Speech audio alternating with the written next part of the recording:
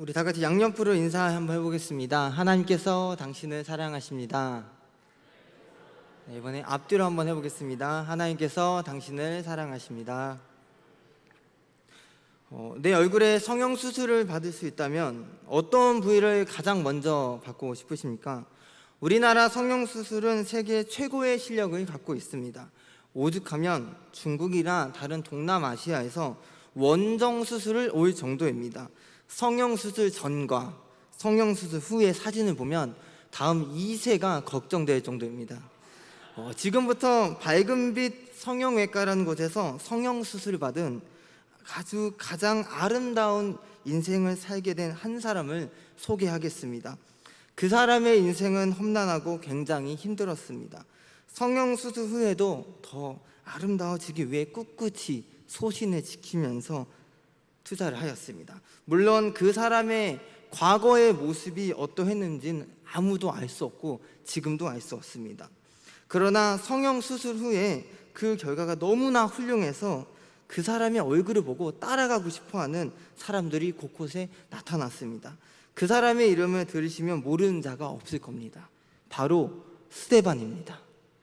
스데반은 오늘 본문 말씀 앞부분에서 사도들의 직무를 보조하는 7명의 일꾼으로 뽑힌 인물입니다. 그는 성령과 지혜가 충만하여 칭찬받는 사람 7명 중이었습니다. 한 사람이었습니다. 그 사람이 그리스도인이기 전에 그 모습이 어떠했는지는 아무도 알 수 없습니다. 성경에서는 그리스도를 만난 후에 그의 모습만 그려지고 있습니다. 스데반은 초대교회 공동체에서 모범이 되었던 사람이었습니다. 8절 말씀에서 스데반이 은혜와 권능이 충만하여 큰 기사와 표적을 민간에 행하니, 스데반이 은혜와 권능이 충만하여 큰 기사와 표적을 행합니다. 스데반의 사역은 굉장한 영향력이 있었습니다. 그러나 스데반을 방해하는 무리, 즉 박해자들이 등장을 합니다. 그들은 헬라파 유대인입니다. 9절에서 이른바 자유민들, 즉 구레네인, 알렉산드라인, 길리기아와 아시아에서 온 사람들의 회당에서 어떤 자들이 일어나 스데반과 논쟁할세 각 지역에 흩어져 있던 유대인들이 예루살렘에 모여 초대 기독교인들을 강하게 핍박합니다.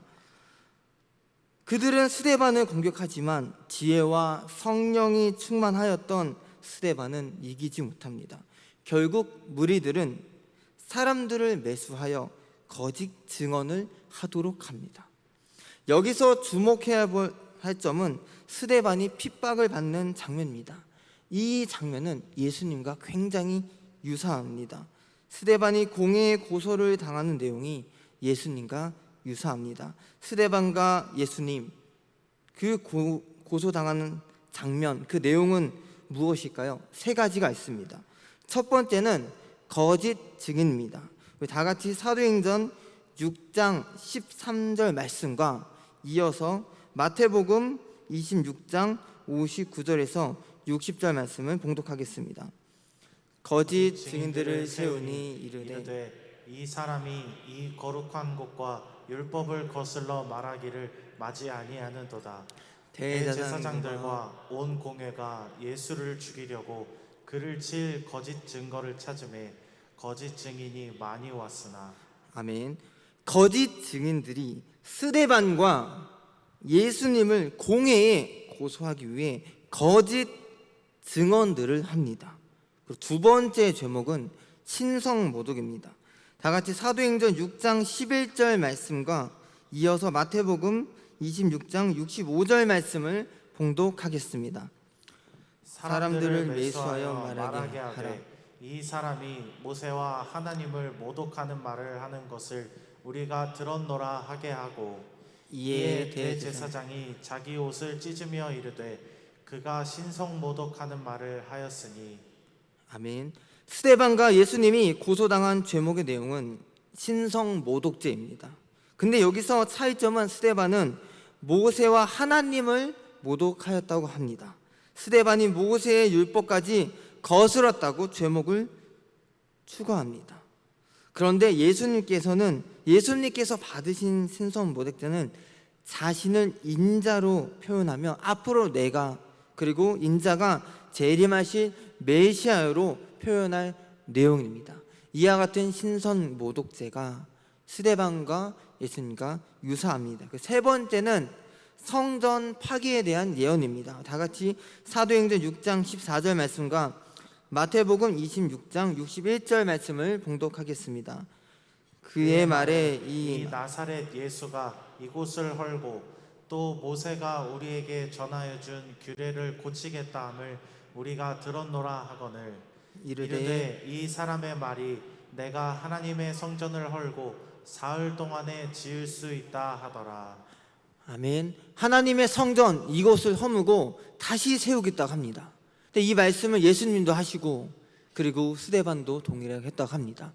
이 제목이 성전 파괴에 대한 예언을 했다는 것이 예수님과 스데반의 동일한 제목입니다. 거짓 증인들이 일어나고 신성 모독죄가 추가되고 성전 파괴 예언을 했다. 이것이 그들이 주장했던 제목입니다. 조롱하며 예수님과 스데반을 고소하였습니다. 얼마나 억울합니까? 얼마나 있지도 않은 얘기에 대해서 이걸로 죽여야 된다고 합니다. 십자가에 못 박아야 된다고 합니다. 돌을 던져서 죽여야 된다고 합니다. 말도 안 되는 이야기입니다. 얼마나 억울했겠습니까? 우리는 때때로 억울한 일을 당할 때가 있습니다. 사실과 진실이 다를 수가 있습니다. 사실이 거짓된 진실로 덮어질 수도 있습니다. 억울한 누명으로 인해 큰 상처를 받을 수도 있습니다. 신앙생활로 인해 억울한 누명을 받은 적 있으십니까? 그로 인해 치욕스러운 일을 당한 적 있습니까? 지난 2021년 2월 그것이 알고 싶다 해서 낙동강변 살인자 누명 사건이 있었습니다. 무려 21년간 억울한 옥살이를 산 2명의 사람이 있었습니다. 그들은 자신들이 살인을 하지 않았는데 21년 동안 30년 가까이 자신들이 살인했다는 그 억울한 누명을 살아왔습니다. 근데 그런 것처럼 예수님은 오히려 죽으시게 됩니다.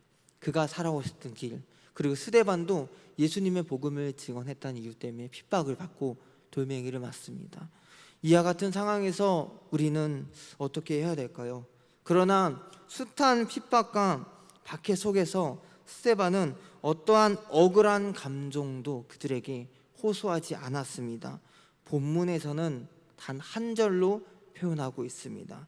다 같이 사도행전 6장 15절 말씀을 봉독하겠습니다. 공회 중에 앉은 사람들이 다 스데반을 주목하여 보니 그 얼굴이 천사의 얼굴과 같더라. 아멘. 이런 억울한 누명을 처하고 있는 스데반, 조롱과 비방과 고소를 당한 상황에서 스데반의 얼굴은 어떠했습니까? 그의 얼굴이 천사의 얼굴과 같더라고 말씀하십니다. 말씀은 듣는 나의 얼굴의 표정은 어떻습니까? 웃고 계십니까? 아니면 심각한 표정을 들고 계십니까? 아니면 울고 계십니까? 천사의 얼굴과 같다는 의미는 광채가 나고 밝고 어떠한 두려움과 어두운 그늘이 그의 얼굴을 가리지 못한다는 뜻입니다. 이와 같은 얼굴을 가진 인물이 스데반 외에도 2 사람이 더 있습니다. 바로 모세와 예수님입니다. 앞에 화면을 보시겠습니다.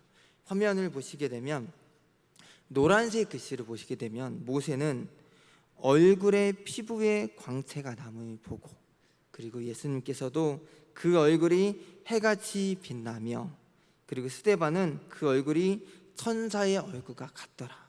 모세와 그리고 예수님, 스데반 그들의 얼굴은요 천사와 가깝고 얼굴이 빛났습니다.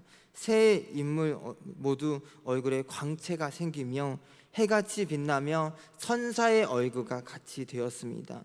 좀 전에 스데반이 고소당할 때 모세와 하나님을 모독하였고 모세의 율법을 어기었다고 하였습니다. 그러나 그의 삶에서 비춰지는 모습은 어땠습니까? 그런 자가 모세와 같이 얼굴에 광채가 났습니다. 아이러니하지 않습니까?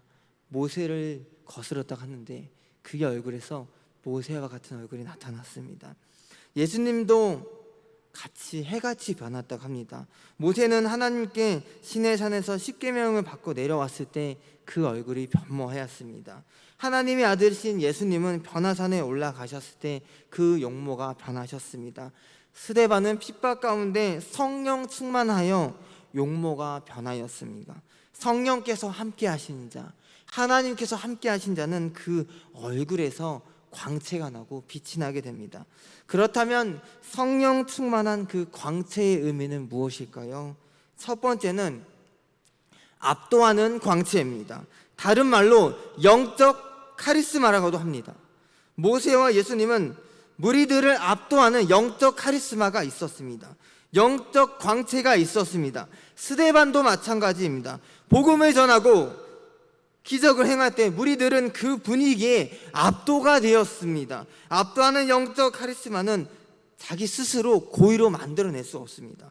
성령 충만한 자에게 주어지는 것입니다. 나에게 압도하는 광채, 영적 카리스마가 있습니까?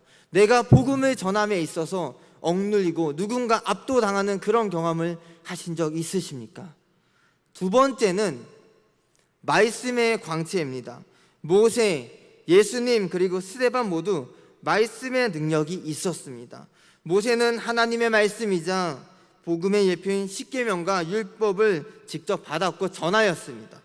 예수 그리스도는 하나님의 말씀, 복음 그 자체였으며 스데반은 하나님의 말씀인 복음을 성령님의 감동하심에 따라 전하였습니다. 그들의 얼굴에서는 하나님의 말씀의 능력이 비추어졌습니다. 우리의 얼굴에는 하나님의 말씀의 얼굴이 나타나고 있습니까? 능력의 얼굴이 나타나고 있습니까? 내가 전하는 그 말씀 속에서 설교자로 제가 섰을 때 그 안에 하나님의 말씀이 전해지고 있습니까? 세 번째 성령 충만한 광채의 의미는 기도의 광채입니다. 세 사람 모두 기도하는 사람이었습니다. 모세는 광야 시대 때 200만 가까이 되는 그 이스라엘 백성들을 이끌며 끊임없이 울부짖으며 기도하였습니다. 하나님 저에게 능력을 주십시오. 하나님 나에 함께해 주시옵소서. 하나님 기적을 보여주시옵소서. 그 기도를 끊임없이 하였습니다. 그리고 자신의 부족한 리더십을 기도로서 극복하여 하였습니다.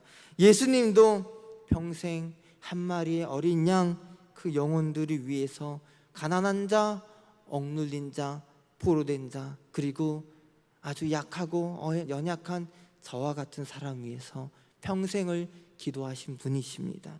그리고 스데반은 죽는 순간까지도 복음을 전하고 돌을 던지는 자들을 위해서 주님, 주님 기도하였습니다.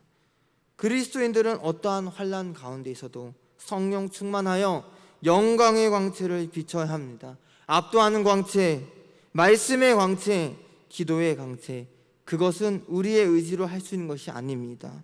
죽은 영혼을 소생시키는 복음의 능력입니다. 허물과 죄로 죽은 자들에게는 빛이 없습니다. 밝은 빛이 없습니다. 그러나 진정한 빛 대신 예수 그리스도 영접한 자에게는 참 빛이 있습니다. 그것이 고난 가운데 핍박받는 가운데 하나님께서 주시는 은혜의 광채입니다. 제가 2021년 4월 8일 12시 39분에 860g의 아주 작은 아이가 한 명 태어났습니다. 이름은 박두환입니다. 그 아이가 태어나고 나서 처음 교수님을 만나고 나서 이 아이가 앞으로 받을 치료 그리고 어떤 위험에 대해서 아주 자세하게 들었습니다. 제가 그 이야기를 들으면서 생각된 것은 무엇이냐면 이제부터 들어가는 이 동굴은 언제 끝날지 모르겠구나. 그리고 그 글 속을 헤어져 갈 때 내 발밑에 어떤 장애물들이 있는지 보이지 않겠구나 라는 느낌이 들었습니다. 그리고 하루하루 기도하면서 제 아내하고 함께 기도하면서 하나님을 부르짖었습니다. 그리고 한 번도 공예배 시간에 설교 시간에 주한이에 대한 이야기를 하지 않았습니다. 왜냐하면 제 감정이 드러날까 봐, 그리고 하나님의 말씀을 전함에 있어서 이 고난이 하나님의 말씀을 가릴까 봐 그런 두렵고 떨린 마음으로 지내왔습니다. 그리고 제가 이 설교를 언제 준비했냐면 3주 전에 먼 거를 다 썼습니다. 다 쓰고 나서 이 말씀 묵상하는데 2주 전에 제 아이가 마지막 수술을 받고 일주일 만에 갑자기 퇴원이 가능하다고 연락이 왔습니다. 그리고 지난 목요일 날 사랑하는 아들이 퇴원을 하였습니다. 860g 아이가 3.16kg, 3.2kg 되는 그 아이가 퇴원을 하였습니다. 그리고 그 아이가 퇴원하고 나서 다시 어제 이 말씀을 보니까 하나님께 영광을 올리는 그 광채가 나에게 나타났구나. 내가 태어나기 전에 이 말씀을 전하였다면 내 얼굴에 과연 이런 해 같은 얼굴이 나타났을까? 그런데 오늘 황인돈 집사님께서 해주신 그 찬양, 목사님께서 말씀하셨지만 저의 고백이기도 하였습니다. 이 어렵고 힘든 시련 가운데 이 믿음으로 이겨내니까 나에게 큰 영광이 나타나는데 그 영광이 나를 위한 것이 아니라 하나님께 올리는 영광이구나 라는 깨달았습니다. 그리고 가장 큰 것은 함께 중보 기도해 주신 분들이 계셨다는 것입니다. 저는 아직 젊습니다. 아직 제가 이 모든 일을 감당하기에는 참 어려웠습니다. 그러나 제가 지나갈 때마다 강도사님 기도해 드리겠습니다. 그리고 제 앞에서 이렇게 눈물을 흘리시면서 걱정해 주시고 기도해 주신 우리 장로님들, 권사님들, 집사님들, 또 많은 우리 목사님들, 사역자분들이 계십니다. 근데 오늘 5절 말씀이 또 중보기도 말씀이었습니다. 참 그 말씀 듣는데 그래, 중보기도에는 능력이 있구나. 중보기도에는 하나님께서 역사하시는구나. 근데 주한이가 태어남으로 나타난 것은 무엇이냐면 내 유익을 찾기보다는 하나님, 이 자녀가 내 아이가 아닙니다. 하나님의 아들입니다. 하나님께 다 맡깁니다. 하나님 영광 받아 주시옵소서. 이 기도가 끊임없이 나타났습니다. 그리고 하나님은 저를 성형수술을 해주셨습니다. 이제는 나약한 자가 아니고 이 고난을 이겨낸 한 명의 사역자로서 세워주셨습니다. 사랑하는 성도님들, 우리 앞에 마지막 문구를 한번 다 같이 읽어보겠습니다. 시작. 어렵고 힘든 고난 가운데 찬란한 광채를 세상에 비추는 영적 성형수술을 의사 되신 성령님께 받자. 아멘. 어렵고 힘든 고난 가운데 찬란한 광채를 세상에 비추는 영적 성형수술을 의사 되신 성령님께 받자. 우리는 밝은 빛 성형외과로 가야 됩니다. 우리의 죽은 영혼과 어두운 얼굴은 세상의 최고의 명의이신 성령님께 성형수술 받아야 됩니다. 그 성형외과는 돈을 지불하지 않아야 됩니다. 공짜입니다. 우리의 죄값을 대신 지불하시고 값없이 십자가의 은혜를 주신 그리스도의 복음을 믿기만 하면 됩니다. 성형수술 전의 모습은 아무도 모릅니다. 스데반도 그 전의 모습은 나타나지 않습니다. 그가 그리스도를 만나고 나서 성령을 통하여서 성령 충만하여 성형수술, 인생의 성형수술 받은 자 얼마나 거룩합니까? 하나님은 그 스토리를 지금 우리에게도 써주고 계십니다.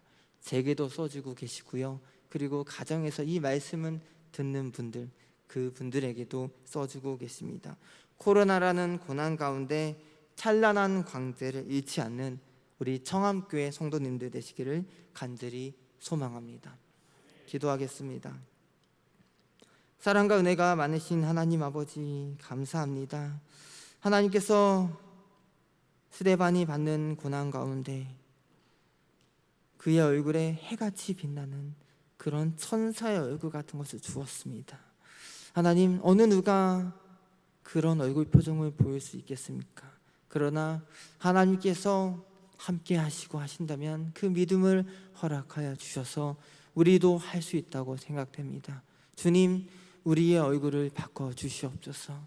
우리가 그리스도인으로서 세상의 빛이 될 수 있도록 성령께서 역사해 주시옵소서. 썩어 문지러지고 죄의 길, 그리고 인생의 길이 타락한 길로 가는 자들이 있다면 성령께서 돌이켜 세워 주시옵소서. 감사하고 예수님의 이름으로 기도드립니다. 아멘.